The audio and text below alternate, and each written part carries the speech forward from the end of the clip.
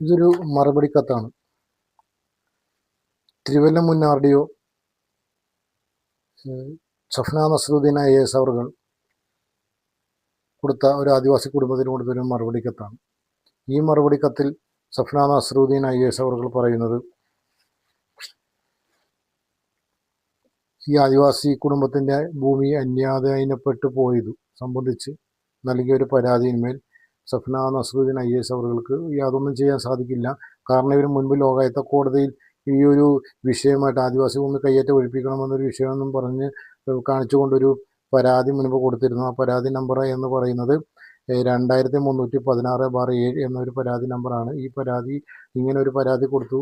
അപ്പോൾ അന്ന് ലോകായുക്ത കോടതി പറഞ്ഞിരുന്നു, നിങ്ങൾ കോടതിയിൽ പോയാൽ മാത്രമേ ഇത് പരിഹരിക്കാൻ കഴിയുകയുള്ളൂ എന്ന് ലോകായുക്ത കോടതി അന്നൊരു വിധി ഉണ്ടായിരുന്നു. അതുകൊണ്ട് തന്നെ ഇനിയിപ്പോൾ എനിക്ക് അന്യാധീനപ്പെട്ട ഭൂമി വിഷയത്തിൽ ഒന്നും ചെയ്യാൻ സാധിക്കില്ല, നിങ്ങൾ കോടതിയിൽ തന്നെ പോയിക്കോളൂ, സിവിൽ കോടതി പോയിക്കോളൂ എന്ന് പറഞ്ഞ് ഈ പരാതി തള്ളി. ഇവരെ പരാതി ഉപേക്ഷിച്ചു എന്നുള്ള തരത്തിൽ കൊടുത്തതാണ്. പക്ഷേ ഇതിനകത്തൊരു പ്രശ്നം എന്ന് പറഞ്ഞാൽ ഈ പരാതി ഇവർ കൊടുക്കുന്നത് 21 മാർച്ച് 2023 ഈ പരാതി കൊടുക്കുന്നത്. ഈ പരാതി കൊടുത്തു കഴിഞ്ഞാൽ ഏകദേശം ഒരു വർഷവും ഏതാനും മാസവും കഴിഞ്ഞ്, അതായത് 7/5/2024 ഈ പരാതി മാഡം തള്ളുന്നത്. അപ്പോൾ ഈ ഒരു വർഷം ഏതാനും മാസം എടുത്ത് വിശദമായിട്ട് പഠിച്ചതിന് ശേഷം മാത്രമാണ് മാഡം ഇങ്ങനെ ഒരു മികച്ച തീരുമാനം എടുത്തത്. ഈ പരാതി പറയുന്ന പോലെ ആണ് കാര്യങ്ങളെന്നാണ് മാഡം വിചാരിച്ചിരുന്നെങ്കിൽ അത് തെറ്റാണ്. ഈ ആദിവാസി കുടുംബം ലോകായുക്ത കോടതി മുമ്പാകെ പോയത് തങ്ങളുടെ അന്യാധീനപ്പെട്ട പോയ സ്ഥലം അല്ലെങ്കിൽ ആദിവാസി ഭൂമി തിരിച്ചെടുത്ത് തരണമെന്ന് കാണിച്ചുകൊണ്ടൊരു പരാതിയും കൊണ്ടൊന്നുമല്ല ഈ ആദിവാസി കുടുംബം ലോകായുക്തയിൽ പോയത്. ആ ലോകത്തിൽ പോകുന്നതിനുള്ള കാരണമാണ് നമ്മൾ പിന്നീട് പറയാൻ പോകുന്നത്. ഈ 2007 സമയങ്ങളിൽ ഈ ആദിവാസി കുടുംബം തങ്ങളുടെ കൈവശമുള്ള ഭൂമി ഒന്ന് അളന്ന് തിട്ടപ്പെടുത്തി കിട്ടണം. ഇവരുടെ കൈവശം ഏകദേശം ഒരു 15 സെൻറ്റ് സ്ഥലം മാത്രമേ ഉള്ളൂ. ഈ 15 സെൻറ്റ് സ്ഥലത്തിലേക്കും വീണ്ടും ഒരു കയ്യേറ്റം കടന്നു വരുന്നു. ഈ കയ്യേറ്റം കടന്നു വരുന്നു എന്ന് കണ്ടപ്പോൾ ഇവർ ഇതിനൊരു അളന്ന് തിരിച്ച് അതിര് തീർത്ത് തരണമെന്ന് കാണിച്ചുകൊണ്ട് അപേക്ഷ കൊടുത്തു. ഈ അപേക്ഷ കൊടുത്തതും ഈ താലൂക്ക് ഓഫീസ് തണുപ്പം മട്ട് സ്വീകരിച്ച് തുടങ്ങിയപ്പോൾ ഈ കുടുംബം റാന്നി ലീഗൽ സർവീസ് കമ്മിറ്റിയിൽ അന്നിരുന്ന താലൂക്ക് തഹസിൽദാരെയും താലൂക്ക് മുൻ സർവേയറായിരുന്ന ശ്രീമതി പുഷ്പത്തെയും എതിർകക്ഷികളാക്കിക്കൊണ്ട് ഇവർ പരാതി കൊടുത്തു. ഈ പരാതിയിന്മേൽ ലീഗൽ സർവീസ് കമ്മിറ്റി പറഞ്ഞത് പ്രകാരം അന്നു മുതലാണ് ഇവർ ഇതിനൊരു നീക്കുപോക്കുണ്ടാക്കുന്നത്. അങ്ങനെ ഇവർ ഈ റാന്നി താലൂക്ക് ഓഫീസ് ഒരു റവന്യൂ ലിസ്റ്റ് അത്തിക്കാൻ വില്ലേജ് ഓഫീസിൽ നിന്ന് ഹാജരാക്കുന്നു. 19/3/2007 എന്ന തീയതി വെച്ചുകൊണ്ടൊരു റവന്യൂ ലിസ്റ്റ് ഇവർ കൊണ്ടുവരുന്നു. ഈ റവന്യൂ ലിസ്റ്റാണ് 19 വിവരാവകാശ നിയമപ്രകാരം നമുക്ക് ലഭിച്ച ഒരു റവന്യൂ ലിസ്റ്റാണ്. ഇത് ഡേറ്റ് പറയുന്നുണ്ട് തോന്നുന്നു. അതെ ഇവിടെയായിട്ടൊരു ഡേറ്റ് പറയുന്നുണ്ട് 19/3/2000 കാണിച്ചു. ഇതിൻ്റെ വിവരാവകാശ നിയമപ്രകാരം ലഭിച്ചാണ്. അപ്പോൾ ഇതാണ് ഈ 19/3/2007 റവന്യൂ ലിസ്റ്റ്. അപ്പോൾ ഈ റവന്യൂ ലിസ്റ്റ് പ്രകാരം ഈ പറയുന്ന കക്ഷികൾക്കെല്ലാം താലൂക്ക് സർവേയിൽ നോട്ടീസ് അയക്കണമെന്നുണ്ടെങ്കിൽ അതിനു മുമ്പായിട്ട് നമ്മൾ സർവേ ചാർജ് അടച്ചിരിക്കണം. അപ്പോൾ ഈ കുടുംബത്തിനോട് പറഞ്ഞു, ഈ കുടുംബം അങ്ങനെ 22 മാർച്ച് 2007 സർവേ ചാർജ് അടച്ചു. ഈ സർവേ ചാർജ് അടച്ചതിന് ശേഷം താലൂക്ക് സർവേയിൽ 24/5/2007 അളക്കാൻ വരുമെന്ന് കാണിച്ച് ഇവർക്കൊരു നോട്ടീസ് കൊടുത്തു. ഈ നോട്ടീസ് കൊടുത്തതല്ലാതെ ഈ സർവേയിൽ വസ്തുവിൽ അളക്കാനോ മറ്റൊന്നും വന്നില്ല. അതിനുശേഷം പിന്നെ കുറച്ച് മാസങ്ങൾക്ക് ശേഷം ഒരു 6/8/2009 ഒരു ഓഗസ്റ്റ് മാസം അന്ന് അളക്കാൻ വരുമെന്നും പറഞ്ഞ് നോട്ടീസ് കൊടുത്തു. ഈ നോട്ടീസും ഇവർ കൊടുത്തു. വസ്തുവിൽ ഹാജരായെങ്കിൽ തന്നെയും അളക്കാതെ പനിയാണെന്നും മറ്റും കാരണം പറഞ്ഞുകൊണ്ട് താലൂക്ക് സർവേ തിരികെ പോയി. അതുകൊണ്ട് തന്നെ അന്ന് മുതൽ പിന്നെ ഇന്ന് വരെ ഈ സ്ഥലം അളന്നിട്ടില്ല. ഒരു പരാതിയിൽ മേലെ ഒരു അളന്നില്ല. അപ്പോൾ ഇത് നിരന്തരമായി നോട്ടീസ് തരികയും ഇത് ആളെ കളിയാക്കുന്ന ഒരു പരിപാടിയാണല്ലോ എന്ന് മനസ്സിലാക്കിയപ്പോൾ ഈ ആദിവാസി കുടുംബം ലോകായുക്ത കോടതിയിൽ പോയി ഒരു നിങ്ങൾക്കറിയാവുന്ന തരത്തിലൊരു പരാതി എഴുതി. ആ പരാതിയിൽ പറയുന്നത് ഈ സർവേ നടത്തി തരുന്നില്ല, തങ്ങളുടെ ലോകായുക്ത കോടതിയിൽ ഇവർ പറയുന്നുണ്ട് തങ്ങളുടെ കൈവശമുള്ള ഭൂമി, അതായത് ഇവരുടെ കൈവശമുള്ള ഭൂമി എന്ന് പറഞ്ഞാൽ ഈ സംഭവം നടക്കുന്നത് ഈ സംഭവം ഈ ഒരു പരാതിക്കാസ്പദമായ സ്ഥലമുള്ളത് ഈ സംഭവം നടക്കുന്നതാണ് ഇനി നമ്മൾ പറയാൻ പോകുന്നത്. പത്തനംതിട്ട ജില്ലയിൽ റാന്നി താലൂക്കിൽ അത്തിക്കയം വില്ലേജിൽപ്പെട്ട കുടമുരുട്ടി എന്ന സ്ഥലത്ത് കുടമുരുട്ടി ഡോക്ടർ അംബേദ്കർ പട്ടികവർഗ കോളനിയിൽ കുറിച്ചിൽ വീട്ടിൽ നിന്നും തളത്തിൽ വീട്ടിൽ രാമൻ എന്നൊരു ആദിവാസിക്ക് പത്തനംതിട്ട ജില്ല രൂപീകൃതമാകുന്നതിന് മുൻപ് ഇത് കൊല്ലം ജില്ലയായിരുന്നു. അക്കാലത്ത് ഇദ്ദേഹത്തിൻ്റെ കൈവശത്ത് ഈ രാമൻ എന്ന് പറയുന്ന ഈ ആദിവാസിയുടെ കൈവശത്തിലായി 2 ഏക്കർ 65 സെൻറ്റ് സ്ഥലത്തോളം ഉണ്ട്. ഇത് സർക്കാർ അന്നിരുന്ന Pathanamthitta taluk land assignment special tahsildar ഓഫീസിൽ നിന്നും ഈ 2 ഏക്കർ 67 സെൻറ്റ് സ്ഥലത്തിന് പതിച്ച് നൽകുകയും അതിൽ നിന്ന് 1 ഏക്കർ 75 സെൻറ്റ് സ്ഥലത്തിന് ഇതൊരു പുതുവൽ ഭൂമിയാണ്. 1 ഏക്കർ 75 സെൻറ്റ് സ്ഥലത്തിന് ഈ പട്ടയം നൽകുകയും ചെയ്തു. 66,750 എന്ന തണ്ടപ്പേരിലും 92 സെൻറ്റ് സ്ഥലം 1905 എന്ന തണ്ടപ്പേരിലുമായി ഈ വസ്തുവകൾ പരിപൂർണ അവകാശിയായ സർവ്വസ്വാതന്ത്ര്യമായിട്ട് ഇദ്ദേഹം അനുഭവിച്ചു വരുന്നു. ഈ അനുഭവിച്ചു വരുന്ന വസ്തുവിലേക്ക് അനധികൃതമായ കയ്യേറ്റം ഉണ്ടാകും. ആദിവാസികളല്ലാത്ത മറ്റ് ഇതര സമുദായത്തിൽപ്പെട്ട ആളുകൾ അനധികൃതമായിട്ടുള്ളൊരു കള്ളപ്പട്ടയങ്ങളും കള്ളത്തീറാധാരങ്ങളും കള്ളപ്പൂക്കുരുകളും അത് ഉപയോഗിച്ചുകൊണ്ടുള്ള കള്ളത്തണ്ടപ്പേരുകളും മറ്റും ആയി ഇവർ കയ്യേറുന്നു. റവന്യൂ ഉദ്യോഗസ്ഥരുടെ പിന്തുണയോടുകൂടി തന്നെയുള്ളൊരു കയ്യേറ്റം. അതുകൊണ്ട് തന്നെ ഈ വസ്തുവിൻ്റെ പട്ടയധാരനായ ആദിവാസിയായ രാമൻ ഇതേ പിന്തുണ കൊടുക്കുന്ന റവന്യൂ ഉദ്യോഗസ്ഥരെ തന്നെയാണ് വീണ്ടും കണ്ട് തങ്ങളുടെ പരാതി ബോധിപ്പിക്കുന്നത്.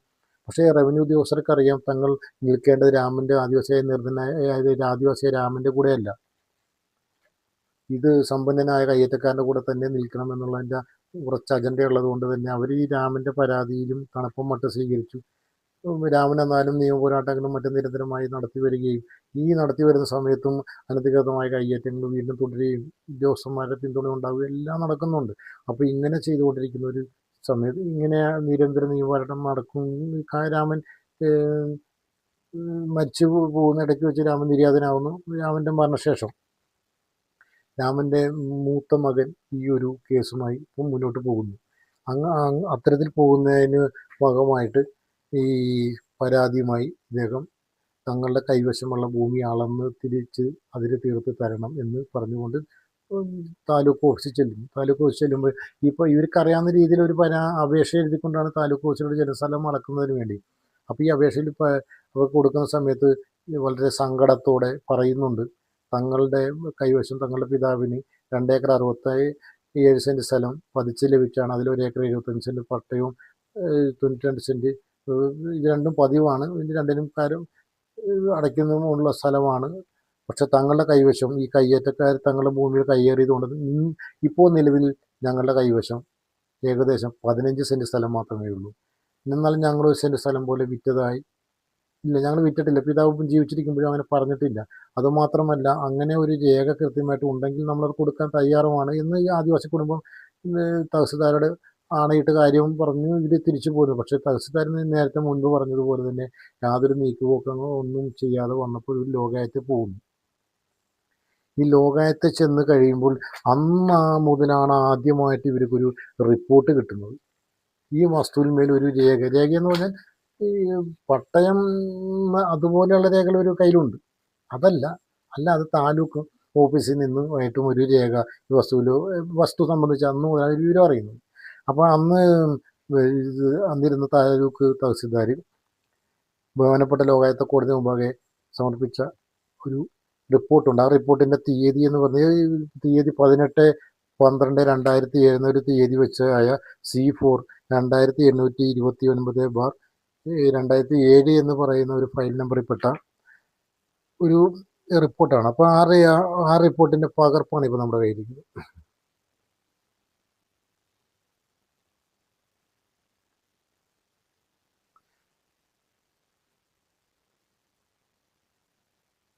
ഈ പകർപ്പിൻ്റെ ഇപ്പം ഇതിനകത്ത് പറയുന്നുണ്ട് രാമൻ എന്ന് പറയുന്ന ആളുടെ പേരിൽ LA1076 പെരുന്നാട് പ്രകാരം സർവേ 819/32 പെട്ട 1 ഏക്കർ 75 സെൻറ്റ് സ്ഥലത്തിന് പട്ടയം ലഭിച്ചിട്ടുണ്ട്.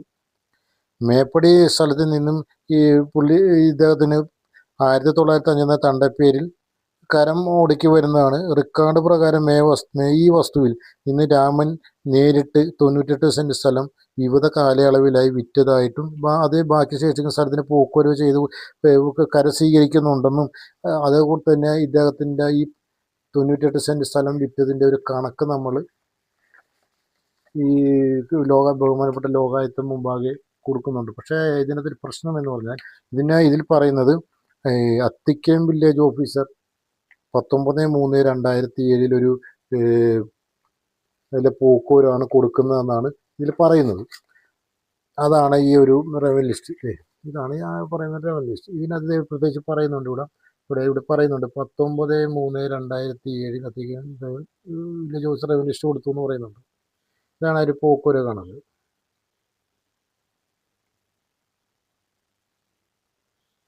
ഈ ഒരു പോക്കുവരവ് കണക്ക് 19/3/2007 അത്തിക്കയം വില്ലേജ് ഓഫീസർ കൊടുത്തതാണെങ്കിൽ ഈ വിവരാവകാശ നിയമപ്രകാരം കിട്ടിയ ഈ 19/3/2007 പോക്കുവരവ് പിന്നെ ഏതാണെന്നൊരു ചോദ്യമുണ്ട്.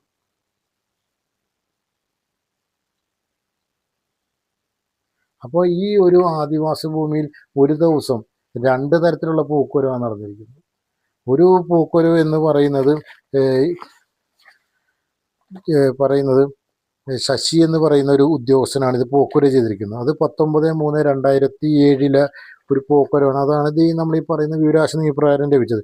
ആ ഒരു റവന്യൂ ലിസ്റ്റ് പ്രകാരം രാമൻ നേരിട്ട് 78 സെന്റ് സ്ഥലം വിറ്റുമായിട്ട് പറയുന്നത്. ഈ ശശിയുടെ 98 78 ഇതിനകത്ത് പറയുന്നത്. അപ്പോൾ നമ്മൾ ലോകായുക്ത മുമ്പേ കൊടുത്ത ഒരു റിപ്പോർട്ടിൽ റവന്യൂ ലിസ്റ്റ് പറയുന്നത് 78 പറയുന്നത് 98 സെന്റിൻ്റെ കണക്കാണ് പറയുന്നത്. എങ്കിലും അളന്ന് നമ്മളത് കണക്ക് കൂട്ടി വരുമ്പോൾ 68 സെന്റിൻ്റെ കണക്കെ കാണിക്കുന്നുള്ളൂ. അപ്പോൾ ഇത് എങ്ങനെയാണ്? അപ്പോൾ ഇതിൽ ഏതാണ് ശരി? അപ്പം നമുക്കൊരു കാര്യം വെച്ചാൽ രണ്ടും ശരിയല്ല. അങ്ങനെ ഇതിനകത്ത് രാമൻ നേരിട്ട് കൊടുത്തൊരു ആധാരമില്ല, അങ്ങനെ പോക്കുവരവ് നടന്നിട്ടില്ല. അപ്പോൾ അതിനെക്കുറിച്ച് വിശദമായിട്ട് അറിയാൻ വേണ്ടി ശ്രമിച്ചപ്പോഴാണ് മനസ്സിലായത്. ഇതിൽ പറയുന്ന പ്രകാരം ഈ ഒരു ലോകായുക്ത കൊടുത്ത 19/3/2007 എന്ന് പറയുന്ന റവന്യൂ ലിസ്റ്റ് തയ്യാറാക്കി കൊടുത്തിരിക്കുന്നത് ജോളി കെ ജോസഫ് എന്ന് പറഞ്ഞൊരു വില്ലേജ് ഓഫീസറായിരുന്നു. അതേസമയം 19/3/2007 നമുക്ക് വിവരാവകാശ നിയമപ്രകാരം കിട്ടിയ റവന്യൂ ലിസ്റ്റ് തയ്യാറാക്കിയിരിക്കുന്നത് ശശി എന്ന പേരുള്ള മറ്റൊരു വില്ലേജ് ഓഫീസറായിരുന്നു.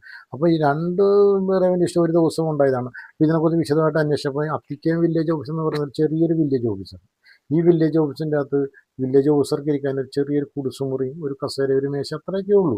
അതിനകത്ത് കുറച്ച് കസേരകളും മറ്റും ജീവനക്കാർക്ക് ഇരിക്കാനും പുറമേ നിന്ന് കാര്യങ്ങൾ സാധിക്കുന്നതിന് വേണ്ടി വരുന്ന ആളുകൾക്ക് വേണ്ടി അത്യാവശ്യം ഇരിക്കാനുള്ള ഒരു ബെഞ്ച് കസേര ഇതൊക്കെ ഉള്ളൂ. അപ്പോൾ ഒരു ദിവസം തന്നെ ഈ ഒരു കസേരയിൽ 2 വില്ലേജ് ഓഫീസർമാർ ഇരിപ്പിടം പങ്കിട്ടിരുന്ന് ജോലി ചെയ്തു എന്ന തരത്തിലായി നമ്മൾ മനസ്സിലാക്കുന്നത്. അപ്പോൾ ഇത്തരത്തിൽ ഈ ഒരു സംഭവമെല്ലാം നമ്മൾ സഫ്ന നസ്ർ നയ്യസിനോട് വിശദമായിട്ട് ഇപ്പോൾ ആദിവാസി കുടുംബം പറഞ്ഞു കൊടുത്തിട്ടുണ്ട്.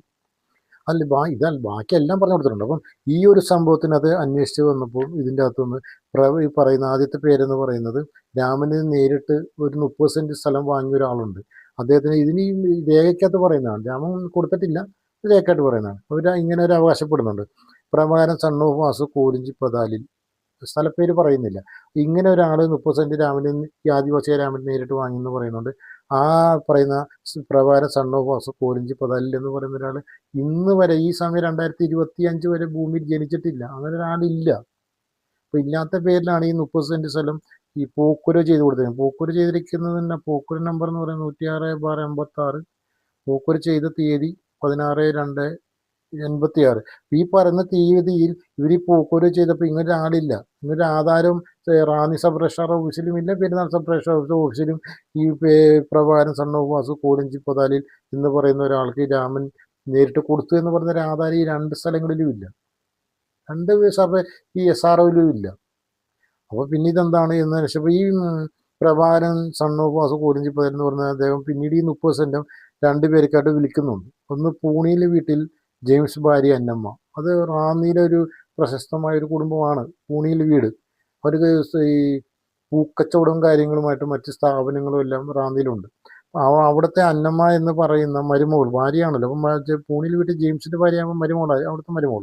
അപ്പോൾ ഈ അന്നമ്മയ്ക്ക് കൊടുത്തു. അത് 20 സെന്റാണ് കൊടുത്തിരിക്കുന്നത്. അതിലൊരു പോക്കുവരവ് ചെയ്തിട്ടുണ്ടത്. പിന്നെ മൂഴിയിൽ വീട്ടിൽ എബ്രഹാം മകൻ തോമസ് എന്നിവർക്ക് കൈമാറ്റം. അപ്പോൾ രണ്ടാമതൊരു ഈ 30 സെൻറ്റിന് 20 സെൻറ്റ് അന്നമ്മയ്ക്കും കൊടുത്തു, 10 സെൻറ്റ് മൂഴിയിൽ വീട്ടിൽ മകൻ എബ്രഹാം തോമസ്. അങ്ങനെ ഒരു വീട്ടുപേരുമില്ല, അങ്ങനെ ഒരാളും ഭൂമിയിലില്ല. ഇല്ലാത്തവർക്ക്, ഇല്ലാത്ത ഒരാൾക്ക് ഈ രാമൻ എന്ന് പറയുന്ന ഒരു ആദിവാസി സ്ഥലം കൊടുക്കുന്നു. ആ സ്ഥലം പിന്നീട് രണ്ടുപേർക്ക് പോകുന്നു. പക്ഷെ ആ പോക്കൊരു നടന്നിട്ടുണ്ട് ഈ പറയുന്നത് പോലെ. അത് കൈമാറി പ്രഭാരം സണ്ണവും വാസുക കൈമാറിയിരിക്കുന്ന ഈ പറയുന്ന രണ്ടും ഇതിലാണെങ്കിലും കൈപ്പറ്റിയിരിക്കുന്നത് വേറെ രണ്ടാളുകളാണ്. അന്നമ്മ ജെയിംസ് പെരുമ്പുഴയിൽ എന്ന് പറഞ്ഞ പേരിൽ ഒരാൾ ഒരു 20 സെൻറ്റ്. പക്ഷെ ഇങ്ങനെ ഒരു മേലുവിലാസത്തിൻ്റെ ആളില്ല. അന്നമ്മ ജെയിംസ് പെരുമ്പുഴ എന്ന് പറഞ്ഞ മേലുവിലാസത്തിൻ്റെ ആളില്ല. അപ്പം അയാൾക്ക് 20 സെൻറ്റ് കൊടുത്തിട്ടുണ്ട്. അത് കൂടാതെ വെള്ളാങ്കുഴിയിൽ എബ്രഹാം തോമസ് എന്ന് പറയുന്ന ഒരാൾക്ക് ഒരു പോക്കൊരു ചെയ്തിട്ടുണ്ട്, അത് 10 സെൻറ്റ്. വെള്ളാങ്കുഴിയിൽ എബ്രഹാം തോമസ് എന്ന് പറയുന്ന ഒരാൾ നാട്ടിൽ ഭൂമിയിൽ ഉണ്ട്, അങ്ങനെ ഒരാൾ ഉണ്ട്. അദ്ദേഹം ജീവിച്ചിരിപ്പുണ്ട്, ഇപ്പോഴും നിലവിലും ജീവിച്ചിരിപ്പുണ്ട്. അപ്പോൾ അദ്ദേഹത്തിൻ്റെ 10 സെൻറ്റ് സ്ഥലം ഈ പ്രഭാകരൻ സൺ ഓഫ് വാസു കോരിഞ്ചിപ്പതൽ എന്ന് പറയുന്ന ഭൂമിയിലില്ലാത്ത, അവർ ജനിക്കാത്ത ഒരാൾ കൊടുത്തിട്ടുണ്ട്. അപ്പോൾ അതും ഈ പുള്ളിക്കാരൻ്റെ കയ്യിലുണ്ട്. പിന്നെ ഒരു ആനന്ദം കോരിഞ്ചിപ്പതൽ ഒരു 18 സെൻറ്റ് സ്ഥലം. പിന്നെ വർഗീസ് ചരീവൂരത്തിൽ ഒരു 5 സെൻറ്റ് സ്ഥലം. കൂടാതെ കുഞ്ഞുമോൾ പൂണിയിൽ, മുൻപ് നമ്മൾ പറഞ്ഞ ഒരു പൂണിയിൽ വീട്ടിൽ ജെയിംസ് ഭാര്യ അന്നമ്മയാണ്. അപ്പോൾ അതേ വീട്ടുപേരിൽ തന്നെ, അതേ കുടുംബത്തിൽ തന്നെ കുഞ്ഞുമോൾ എന്ന് പറഞ്ഞാൽ മറ്റൊരാൾക്കും കൂടി ഒരു 13 സെൻറ്റ് സ്ഥലം രാമൻ നേരിട്ട് കൊടുത്തിട്ടുണ്ട്. അപ്പോൾ ഇതിനെക്കുറിച്ച് അന്വേഷിച്ചപ്പോൾ കുഞ്ഞുമോൾ പൂണിയിൽ എന്ന് പറയുന്ന ഒരാൾക്ക് ഈ ആദിവാസിയെ രാമൻ 13 സെൻറ്റ് ആധാരം നടത്തിയത്, എൻ്റെ റാന്നി സബ് രജിസ്ട്രാർ ഓഫീസിലും ഒരു ആധാരമില്ല, പെരുന്നാൾ സബ് രജിസ്ട്രാർ ഓഫീസിലും ഇങ്ങനെ ഒരു ആധാരമില്ല. ഈ 13 സെൻറ്റിന് അങ്ങനെ ഒരു ആധാരമില്ല. ഇങ്ങനെ നേരിട്ട് രാമൻ കൊടുത്തായിട്ടൊരു ഇതില്ല. പക്ഷെ ഇത് പോക്കൊരു ചെയ്തിട്ടുണ്ട്, അതല്ല പൊക്കി വരുന്നുണ്ട്. അപ്പം പിന്നെ ഒരു ആനന്ദം കോലിഞ്ചിപ്പതാലിൽ 2 സെൻറ്റ്. അപ്പോൾ ഇതൊക്കെ ആധാരങ്ങൾ കാണാനുണ്ട്. അപ്പം നമ്മൾ ഈ ആദിവാസി കുടുംബത്തെ ചോദിച്ചപ്പോൾ പറഞ്ഞ് ഇതൊക്കെ ഇവർ വാങ്ങിയിട്ടുള്ള ഈ പറയുന്ന ഇത്രയും പേരിൽ കൃത്യമായിട്ടുള്ളൊരു ആധാരം ഇല്ല. ഉണ്ടെങ്കിൽ അവർ പറയുവാണെങ്കിൽ നമുക്കത് പ്രശ്നമില്ല, നമുക്ക് കൊടുക്കാൻ തയ്യാറാണ്. പക്ഷേ ഇനിയിപ്പം അപ്പോൾ ഇതിൻ്റെ അകത്ത് ബാക്കി ഇവിടെ പറഞ്ഞു വന്നില്ലല്ലോ. അപ്പോൾ ഇതാണ് ഇതിൻ്റെ ഒരു ചരിത്രം. ഇതിൽ പറയുന്ന പോലെ 98 സെൻറ്റ് രാമൻ വിറ്റിട്ടുണ്ട് എന്ന് പറയുമ്പോഴും ഇതിൻ്റെ കണക്ക് നമ്മൾ പരിശോധിക്കുമ്പോൾ ഒരു പ്രശ്നമുണ്ട്. ഇവിടെ ഈ 30 സെൻറ്റ് സ്ഥലം 20ഉം 10ഉമായിട്ട് രണ്ടുപേർക്ക് വിറ്റ്, ഈ 30 സെൻറ്റ് സ്ഥലം 20ഉം 10ഉം രണ്ടുപേർക്ക് വിറ്റ് കഴിഞ്ഞാലും അവിടെ 30 തന്നെ കൂട്ടാൻ പറ്റത്തുള്ളൂ. പക്ഷേ ഇവർ അതും കൂടി കൂട്ടി 30ന് 60 ആക്കി കളഞ്ഞു. എന്നിട്ട് ഇവർ 98 സെൻറ്റ് സ്ഥലം രാമൻ വിറ്റതായിട്ട് കണക്കാക്കി. അങ്ങനെ കണക്കാക്കിയപ്പോൾ അതിന് മറ്റൊരു പ്രശ്നം എന്ന് പറഞ്ഞാൽ ഈ 1986 മുതൽ 1998 വരെ പറയുന്ന ഇതിനകത്ത് പറഞ്ഞ ഈ സമയം, ഈ 86 മുതൽ 98 വരെയുള്ള കാലയളവിലാണ് രാമൻ ഈ 98 സെൻറ്റ് സ്ഥലം വിൽക്കുന്നത്. അതും 1905 എന്ന തണ്ടപ്പേരിൽ. പക്ഷെ എന്നാലും വേറൊരു പ്രശ്നമുണ്ട്. ഈ രാമൻ ഈ 1986 ഒരു വർഷം മുമ്പ് 85 മുതൽ രാമൻ്റെ കൈവശം ഈ തണ്ടപ്പേരിൽ 92 സെൻറ്റ് സ്ഥലമേ ഉള്ളൂ. ഈ 92 സെൻറ്റ് സ്ഥലമുള്ള ഒരു ആളെങ്ങനെയാണ് 98 സെൻറ്റ് സ്ഥലം വിൽക്കുന്നത്? ഈ രാമന് 1985 മുതൽ രാമന് 95 വരെ 92 സെൻറ്റ് സ്ഥലമുള്ളൂ. പക്ഷേ ഇവർ പറയുന്നത് ഈ 98 വരെ രാമൻ ഈ 92 സെൻറ്റിൻ്റെ ഇതും വെച്ചുകൊണ്ട് രാമൻ ഈ സ്ഥലം മൊത്തം വിറ്റ് കളഞ്ഞു, നേരിട്ട് പലരും കൊടുത്തു. പക്ഷേ ആധാരങ്ങളും സബ് രജിസ്ട്രാർ ഓഫീസിലില്ല. പിന്നെ ഈ ഒരു ദിവസം 19/3/2007 എന്ന് പറഞ്ഞാൽ രണ്ട് റവന്യൂ ലിസ്റ്റ് നമുക്ക് വിശ്വസിക്കാൻ പറ്റാത്ത പാകത്തിലുള്ള റവന്യൂ ലിസ്റ്റുകൾ. ഇങ്ങനെയൊക്കെയാണ് ഈ വസ്തുവിൽ ഇങ്ങനെ നടന്നു വരുന്നത്. അപ്പം ഈ ആദിവാസി കുടുംബത്തിന് അതൊരു വലിയൊരു പ്രശ്നമായി കഴിഞ്ഞപ്പം ഇവരിതിനുമായി ബന്ധപ്പെട്ട് ഇനി വിചാരിച്ചു ഇത് ചിലപ്പോൾ ഒരു ബഹുമാനപ്പെട്ട ലോകായുക്ത കോടതി കൊടുത്ത് തെറ്റായിരിക്കാം, കൈയക്ഷരം അല്ലെങ്കിൽ ഈ അക്ഷരത്തെറ്റായിരിക്കാം, അല്ലെങ്കിൽ അച്ചടിപ്പശ കാണും. എങ്കിലും ഇവർ ഏകദേശം കഴിഞ്ഞ ഒരു 2 വർഷം കഴിഞ്ഞപ്പോൾ ഇവർ വീണ്ടും ഇതേപോലെ ഇതിനെക്കുറിച്ചൊന്നും അറിയാനായിട്ട് പത്തനംതിട്ട ലീഗൽ സർവീസ് കമ്മിറ്റി മുമ്പാകെ ഒരു പരാതി കൊടുത്തു. ഈ പരാതിയും പത്തനംതിട്ട ജില്ലാ കളക്ടറെയും തിരുവല്ല മുൻ RDO ജയശ്രീ മാഡത്തെയും എതിർകക്ഷികളാക്കി ഒരു പരാതി കൊടുത്തു. ഈ പരാതിയിന്മേൽ അന്നിരുന്ന വില്ലേജ് ഓഫീസർ, ഇതേ വില്ലേജ് ഓഫീസർ വരുന്ന നമ്മൾ മുമ്പ് പറഞ്ഞ ജോളി കെ ജോസഫ് എന്ന് പറഞ്ഞ വില്ലേജ് ഓഫീസറാണ് ഈ സമയത്തും ഈ അവിടെ ഒരു റെവന്യൂ ലിസ്റ്റ് കൊടുക്കുന്നത്. ഈ റെവന്യൂ ലിസ്റ്റ് എന്ന് പറയുന്നത് 9/6/2009 നമ്പറിൽ അത്തിക്കാൻ വില്ലേജ് ഓഫീസർ റെവന്യൂ ലിസ്റ്റ് കൊടുത്തു എന്ന് പറയുന്നത്. ഇതാണ് അതിൻ്റെ കോപ്പി.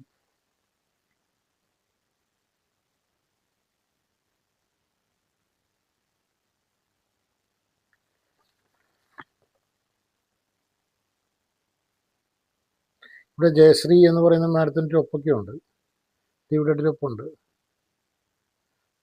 ഈ ഒപ്പ് കാണുമ്പോൾ മാഡത്തിന് മനസ്സിലാവും മാഡം ആരാണ്, ഓരോ കുടുംബക്കാരൊക്കെ മനസ്സിലാവും, ഈ ഒപ്പ് പരിചയമുള്ളവരൊക്കെല്ലാം മനസ്സിലാവും. അപ്പോൾ ഈ വില്ലേജ് ഓഫീസർ അന്ന് ഈ 2007 ലോകായത്തെ കൊടുത്ത അതേ റവന്യൂ ലിസ്റ്റ് കണക്ക് തന്നെയാണ് 2009 Pathanamthitta legal service committee, legal service committee എന്ന് പറഞ്ഞാൽ കോടതിയാണ്, അപ്പോൾ അവിടെ കൊടുത്തിരിക്കുന്നത്. അപ്പം ഈ മുൻപ് ഈ വില്ലേജ് ഓഫീസർ ജോളി കെ ജോസഫും ഈ പറയുന്ന താലൂക്ക് സർവേറായ ശ്രീമതി ചെറുപുഷ്പവും കൂടി ആൾമാറാട്ടം നടത്തി കൊടുത്ത ഒരു റിപ്പോർട്ടാണല്ലോ ലോകായുക്ത മുമ്പാകെ കൊടുത്തിരിക്കുന്നത്. അതെ, ആൾമാറാട്ടം ഞാൻ പറയും 19 ഈ 2007 ഇദ്ദേഹം അധികം വില്ലേജ് ഓഫീസറല്ല, എന്നിട്ട് ആണ് എന്ന് വരുത്തി തീർത്തുകൊണ്ടുണ്ടാക്കിയ ഒരു റിപ്പോർട്ടല്ല കൊടുത്തത്. അപ്പം അത് തന്നെയാണ് വീണ്ടും ആ പരീക്ഷണം പുള്ളി വിജയിച്ചു. അപ്പോൾ പിന്നെ രണ്ടാമതും പുള്ളി ഈ ലീഗൽ സർവീസ് കമ്മിറ്റിയിൽ കൊടുത്തതും പത്തനംതിട്ട ലീഗൽ സർവീസ് കമ്മിറ്റി 2009 കൊടുക്കുന്നതും ഇതേ കണക്കാണ്. ഈ കണക്ക് മാത്രമല്ല, ഇതിൻ്റെ അകത്തും പറയുന്ന പ്രകാരം സൺ ഓഫ് വാസു കോലഞ്ചി പതാലി ഇങ്ങനെ ഒരാളില്ല ഭൂമി. പക്ഷേ നമ്മൾ നേരത്തെ പറഞ്ഞതിന് വീണ്ടും ഇനി ആവർത്തിച്ച് പറയണ്ടേ, അതേപോലെ തന്നെയുള്ള കാര്യമാണ് തന്നമ്മ പെരുമ്പുഴയിൽ, വെള്ളാങ്കുഴിയിൽ ഏബ്രഹാം, അതുപോലെ തന്നെ നേരത്തെ പറഞ്ഞ കുഞ്ഞുമോൽ പൂണി, ഇതൊക്കെ തന്നെ പുള്ളി ആവർത്തിച്ച് കൊടുക്കുകയും ചെയ്തു. പക്ഷേ ഇതിനകത്ത് വേറെ കുഴപ്പം പറ്റിപ്പോയെന്ന് വെച്ചാൽ, മുൻപ് ഈ ആദിവാസി കുടുംബം ഒരു തർക്കം നമ്മൾ പറഞ്ഞിരുന്നില്ലേ, 98 സെൻറ്റ് സ്ഥലമല്ല ഇതൊരു 68 സെൻറ്റിൻ്റെ കണക്കാണ് കാണിക്കുന്നത് എന്ന് പറഞ്ഞപ്പോൾ ഈ പറയുന്ന ലോകായത്ത് ഈ പത്തനംതിട്ട ലീഗൽ സർവീസ് കമ്മിറ്റി കൊടുത്ത ഇതിൻ്റെ ഒരു ഇവിടെ പറയുന്നുണ്ട് ഇത്രയും ഭാഗത്ത്.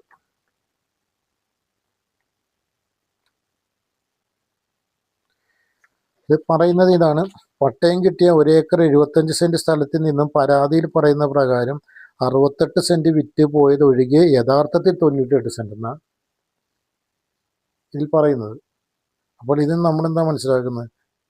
പട്ടയം കിട്ടിയ 1 ഏക്കർ 75 സെൻറ്റ് സ്ഥലത്തിൽ നിന്നും ഇദ്ദേഹം 68 സെൻറ്റ് സ്ഥലമാണോ വിറ്റത്, 98 സെൻറ്റ് സ്ഥലമാണോ വിറ്റത് എന്നുള്ളത് ഒരു കൃത്യതയില്ല. ഈ പറയുന്ന ഈ ഒരു റിപ്പോർട്ട് ജയശ്രീ എന്ന് പറയുന്ന മുൻ RDO ഒപ്പിടുകയും അത് അംഗീകരിച്ചുകൊണ്ട്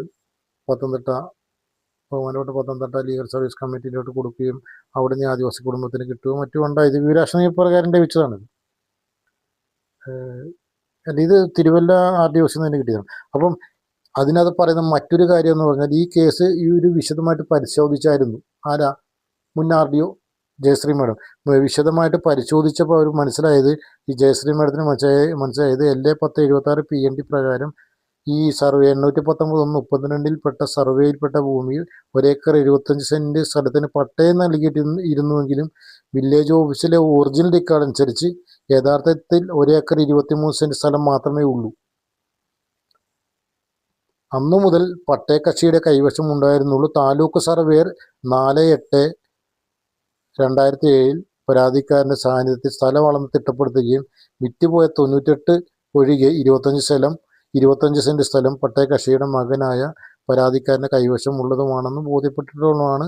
പരാതിക്കാരൻ്റെ സ്ഥലം ആരും തന്നെ കയ്യേറിയിട്ടില്ല. ഇങ്ങനെയും കാര്യങ്ങളാണ് ഇതിനകത്ത് പറയുന്നത്. അപ്പോൾ ഇത് പറയുന്ന 1 ഏക്കർ 23 സെൻറ്റ് സ്ഥലമേ ഉള്ളൂ. ഇതിക്ക് മുൻപ് 1 ഏക്കർ 75 പട്ടയം കിട്ടിയിട്ടുണ്ടെങ്കിലും ഒറിജിനൽ റെക്കോർഡ് പ്രകാരം, അത്തരം ഒറിജിനുള്ള റെക്കോർഡ് പ്രകാരം 1 ഏക്കർ 23 സെൻറ്റ് സ്ഥലമേ ഉള്ളൂ. എന്നാൽ അതിൽ നിന്നും ഈ ഇദ്ദേഹം ഒരു 98 സെൻറ്റ് സ്ഥലം ഈ ആദിവാസി രാമൻ വിറ്റു. പോയിട്ട് ഇവരെ കൈവശം ഇപ്പോൾ 25 സെൻറ്റ് സ്ഥലം ഉള്ളതായിട്ട് തന്നെ പറയുന്നത്. എന്നാൽ അവർ സ്ഥലം ആരും കയ്യേറിയിട്ടുമില്ല എന്ന് പറയുന്നുണ്ട്. 4/8/2007 സ്ഥലം അളന്ന് തിട്ടപ്പെടുത്തിയതാണെന്നും ഈ RDO Pathanamthitta legal service committee മുമ്പാകെ പറയുന്നുണ്ട്.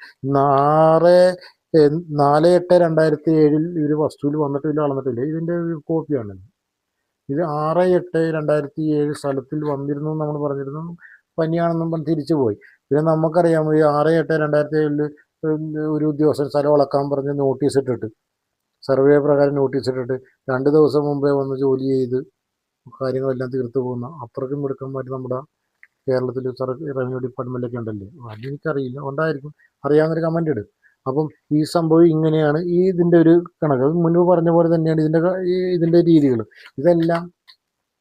ഇത് തിരുവല്ല മുൻ RDO ജയശ്രീ മാഡത്തിന്. ഇതെല്ലാം നമ്മൾ സഫ്ന നസ്രുദ്ദീൻ IAS മാഡത്തോട് പറഞ്ഞിരുന്നതാണ്. ഇത് കൂടാതെ തന്നെ ഇതിന് ശേഷം പിന്നീട് ഈ ആദിവാസി കുടുംബം നിരന്തരമായ ഇതുമായിട്ട് ബന്ധപ്പെട്ട പലവിധ കേസുകളും കാര്യങ്ങളും മുന്നോട്ട് നടത്തി അതിനെക്കുറിച്ച് നമ്മൾ പുറകെ പറഞ്ഞു വരുമ്പോൾ സഫ്ര നസറുദ്ദീൻ IAS എന്ന് പറഞ്ഞ മാഡം ഇതെന്താണ് ഇങ്ങനെ ചെയ്യാനുള്ളൊരു കാരണം എന്ന് നമുക്ക് അന്വേഷിച്ചപ്പോഴാണ് മനസ്സിലായത്. ഇതിന് മുൻപായിട്ട് ഇരുന്ന ഇപ്പോൾ ഒരു RDO മാഡത്തിൻ്റെ ഒരു സംഭവം ഉണ്ടല്ലോ, ഒരു RDO മാഡത്തിൻ്റെ സംഭവം. അപ്പോൾ ഈ RDO മാഡത്തിൻ്റെ സംഭവം നമുക്ക് കിട്ടി.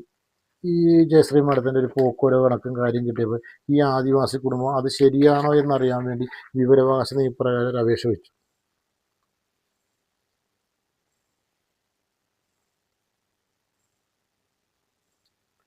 അപ്പം ഈ വിവരാവകാശ നിയമപ്രകാരം ഒരു അപേക്ഷ വെച്ചപ്പോൾ അത് വിവരാവകാശ നിയമപ്രകാരം ഈ മറുപടി തന്നത് അത്തിക്കം വില്ലേജ് ഓഫീസറായിട്ട് ഇരുന്ന ഒരു ആദ്യം ശശിയാണല്ലോ, ഇപ്പം ഇരുന്നത് ഈ ഒരു മറുപടി തരുന്നത് ജോളി K. ജോസഫ് എന്ന് പറയുന്ന ഒരു വില്ലേജ് ഓഫീസറായിരുന്നു. അദ്ദേഹം ഇങ്ങനെ ഒരു മറുപടിയാണ് തരുന്നത്. നോക്കിക്കോളൂ.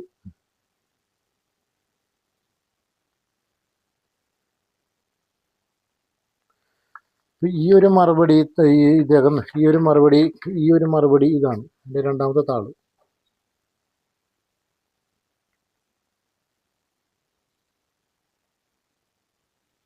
അപ്പോൾ ഇതിനകത്തും നമ്മൾ ഈ വിവരാവകാശ നിയമപ്രകാരം കിട്ടിയ മറുപടി ആദിവാസി കുടുംബം അന്വേഷിച്ചപ്പോൾ അവർക്കൊരു കാര്യം മനസ്സിലായി, ഇതിനകത്ത് ആധാരങ്ങളൊന്നും ഇല്ലാതാണ് ഈ പോക്കുരവ് എല്ലാം ചെയ്തിരിക്കുന്നത്.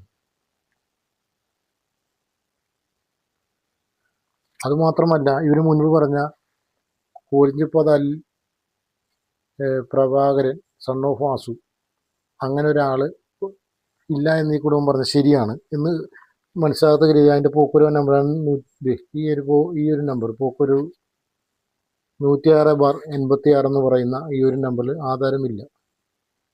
അപ്പം ഇങ്ങനെയാണ് ഈ ആദിവാസി ഭൂമിയിൽ ഈ സംഭവം എല്ലാം നടന്നതെന്ന് മനസ്സിലായപ്പോഴത്തേക്ക് ഈ ആദിവാസി കുടുംബം ഇതിനൊരു അപ്പീൽ വെച്ചു. റാന്നി താലൂക്ക് തഹസിൽദാർക്ക് ഒരു അപ്പീൽ വെച്ചപ്പോൾ ആ അപ്പീൽ നമ്മളൊന്ന് വിചാരിക്കുന്ന പോലെ തന്നെ അന്തസ്സായിട്ട് അവരങ്ങ് തള്ളിക്കളഞ്ഞപ്പോൾ ഈ ആദിവാസി കുടുംബം ഒട്ടും പിന്നെ മടിച്ചു നിന്നില്ല.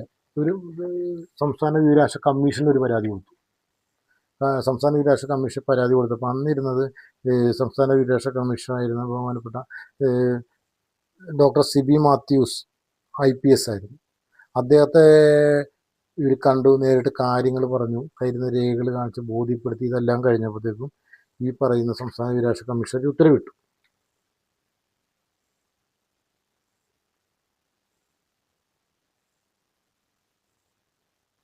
ഈ ഉത്തരവിട്ടപ്പോൾ ഈ ഉത്തരവിൽ ആദിവാസി കുടുംബം പറഞ്ഞതുപോലെയുള്ള കാര്യങ്ങൾ തന്നെയാണ് ഇതിൻ്റെ അകത്ത്. ഇവിടെ ഈ ഒരു പാരഗ്രാഫിനകത്ത് പ്രത്യേകിച്ച് പറയുന്നുണ്ട്. ഈ പറയുന്ന ജോളി K. ജോസഫ്, പിന്നെ അന്നിരുന്ന താലൂക്ക് തഹസിൽദാരായിരുന്ന ഷാനവാസ് ഖാൻ, ഇവരെ എതിരെ നടപടിയും പിഴത്തുകയും എല്ലാം ഉണ്ടായിരുന്നു. അതുപോലെ തന്നെ ആദിവാസി കുടുംബം പറഞ്ഞിരുന്നു, ഇപ്പോൾ കൈവശപ്പെടുത്തിയിരുന്ന ആളുകൾ കള്ളാധാരം മുതലും ഭൂമി കൈവശം വെച്ചിരിക്കുന്ന ആളുകൾക്ക് റീസർവേ വരുമ്പോൾ ഈ റീസർവേ വരുന്ന നടപടികൾ പൂർത്തിയാകുമ്പോൾ ഈ ആദിവാസി കുടുംബത്തിൻ്റെ പരാതികൾക്ക് പരിഹാരമുണ്ടാകുമെന്നുള്ള അത്തിക്കം വില്ലേജ് ഓഫീസറുടെ വാദമൊന്നും സ്വീകരിക്കാനാവില്ല. കാരണം അനധികൃതമായി ഉടമസ്ഥാവകാശം ശ്രദ്ധിച്ചവർക്ക് അധികാരം സ്ഥാപിക്കേണ്ട അവസരം മേപ്പിള റീസർവേ മുഖാന്തരം ഉണ്ടാകാമെന്നുള്ള ഹർജിക്കാരൻ്റെ ആക്ഷേപം നിലനിൽക്കുന്നതാണ് എന്ന് പറഞ്ഞപ്പം വിവരാവകാശ കമ്മീഷൻ ഈ ആദിവാസി കുടുംബം പറഞ്ഞ സിബി മാത്യൂസ് IPS അവർ വിവരാവകാശ കമ്മീഷണർ ഇത്ര നാളും പറഞ്ഞതിൽ ഒരാൾ മാത്രമാണ് കേട്ടത്.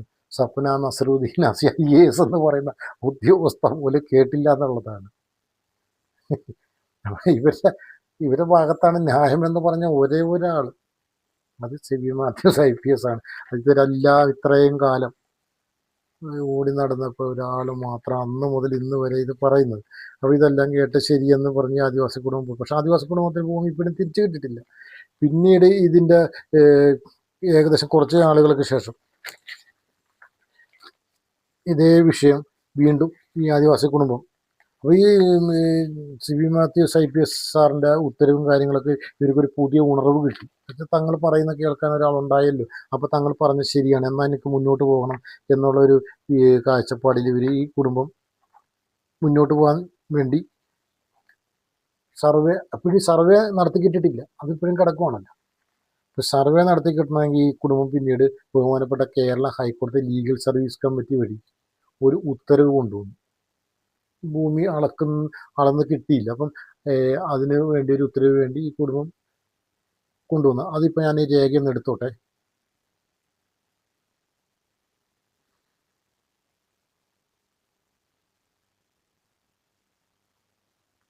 ഈ ഒരു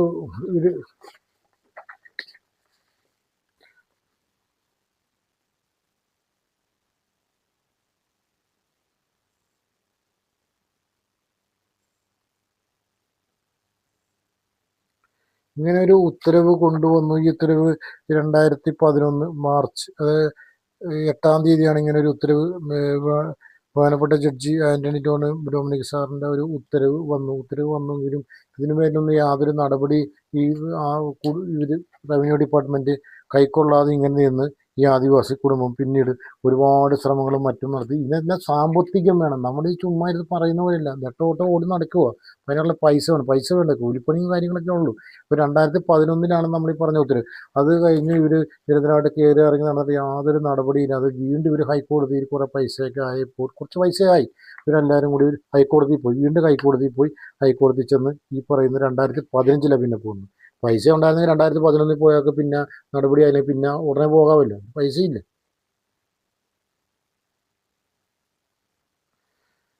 അത്രയും വർഷം വേണ്ടി വന്നു വെച്ചാൽ പൈസയില്ല. അപ്പോൾ ഈ പൈസ ഇല്ലാതെ പേരിൽ ഇവർ വീണ്ടും പിന്നെയും പോയി ഈ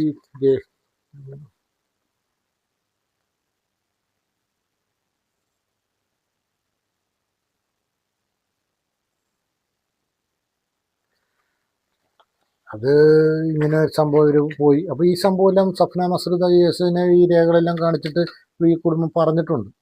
ഇതെല്ലാം പറഞ്ഞ് ബോധ്യപ്പെടുത്തിയതാണ് സഫ്ന നസ്രുദ്ദ കേസിനെ. അപ്പോൾ ഇതെല്ലാം കഴിഞ്ഞ് ഇവർ ഇതിൻ്റെ പുറകെ വീണ്ടും നടന്നിട്ട് ഈ സ്ഥലം അളന്ന് കിട്ടുന്നില്ല. കുറേയെല്ലായിട്ട് സ്ഥലം അളന്ന് കിട്ടാതെ ഇവർ വളരെ നിരാശയിലിരിക്കുമ്പോൾ ഇടയ്ക്കിടയ്ക്ക് പത്തനംതിട്ട ജില്ലാ കളക്ടറിൽ നിന്ന് ഒരു നോട്ടീസ് വരും. ഞങ്ങൾ ഇത്രാം തീയതി വിളിച്ചു, നിങ്ങൾ എന്തുകൊണ്ട് വന്നില്ല, അതുകൊണ്ട് ഞങ്ങളിത് കേസ് മുടക്കുന്നു. അത് ഇടയ്ക്കിടയ്ക്ക് ഇങ്ങനെ ഇട്ടുകൊണ്ടിരിക്കും. അപ്പോൾ ഇത് കാണുമ്പോൾ ആദ്യമൊക്കെ എടുക്കും വിചാരിച്ച ഒരു ആവേശത്തോട് ഇവർ ഓടിച്ചെല്ലും, രേഖകളുമായിട്ടൊക്കെ ഓടിച്ചെല്ലും. അപ്പോൾ ഈ രേഖകളായിട്ട് കളക്ടറാണ് ഇടുന്നത്. കളക്ടർ കാണാൻ പറ്റില്ലെന്ന് ഓടിച്ചെല്ലുമ്പോൾ കളക്ടർ കാണാൻ പറ്റത്തില്ല. പിന്നെ ആരെ കാണാൻ പറ്റുന്നത്? എല്ലാവരും ഡെപ്യൂട്ടി കളക്ടർ. എല്ലാ ഡെപ്യൂട്ടി കളക്ടർ ഒരിക്കലും നമ്മൾ പറയുന്നത് ശ്രദ്ധിക്കാറില്ല. അദ്ദേഹം മറ്റ് ജോലിത്തിരകൾക്കിടയിൽ എവിടെയോ ഇത് നമ്മൾ എന്തൊക്കെ പറയും, കുറച്ചു നേരം കഴിയുമ്പോൾ എന്തൊക്കെ പറയുന്നത് എന്നൊക്കെ വെക്കുന്നതല്ല, അതൊന്നും ശ്രദ്ധിക്കുന്നില്ല. അപ്പോൾ ഇത് മിക്കപ്പോഴും കമ്പ്യൂട്ടറിലൊക്കെ ആയിരിക്കും ഇദ്ദേഹം നോട്ടം. അതിനിടയ്ക്ക് നമ്മൾ കുറേ കാര്യം നമ്മളിപ്പോൾ ഈ പറഞ്ഞ ആദിവാസി കുടുംബം ഈ ബാഗിൻ്റെ അകത്ത് തൂക്കിയിട്ട ഈ കൊണ്ടുവരുന്ന പ്ലാസ്റ്റിക് ബാഗ് കൊണ്ടുവന്ന എല്ലാ തെളിവുകളുമായിട്ടൊക്കെ ആയിരിക്കും പോകുന്നത്. അതെല്ലാമായിട്ട് അവിടെ ചെല്ലുന്നു, പക്ഷെ ശ്രദ്ധിക്കുന്നില്ല. പിന്നെ തിരിച്ചു പോരുന്നു. പിന്നെ കുറച്ച് നാൾ കഴിയുമ്പോൾ കേൾക്കാം ഈ പറഞ്ഞ അന്നത്തെ തന്നെ തീയതിയിൽ ഈ ആദിവാസി കുടുംബം ചെന്നില്ല എന്നും പറഞ്ഞുകൊണ്ട് ഒരു ഇത് വന്നൊന്ന് കേൾക്കാം. ഈ വീഡിയോ ഭയങ്കരമായിട്ട് നീളുന്നുകൊണ്ട് എങ്കിലും പറയുന്നു ഈ ഒരു സംഭവം ഇങ്ങനെ ഭൂമി അന്യാധീനപ്പെട്ടതെന്ന് പറഞ്ഞുകൊണ്ട് പിന്നീട് ഇവർ പോയ സമയത്ത് ഈ ചെറുപുഷ്പം സ്ഥലം അളന്നില്ല. താലൂക്ക് സർവേയിൽ രണ്ടാമത് സ്ഥലം അളക്കാനായിട്ടൊരു അപേക്ഷ വെക്കാൻ പറഞ്ഞ ആദിവാസി കുടുംബത്തിന്. അപ്പോൾ ഈ രണ്ടാമത് ഈ ആദിവാസി കുടുംബം വെക്കുന്നുണ്ട്. വെച്ച് കഴിയുമ്പോഴത്തേക്കും അന്നേരം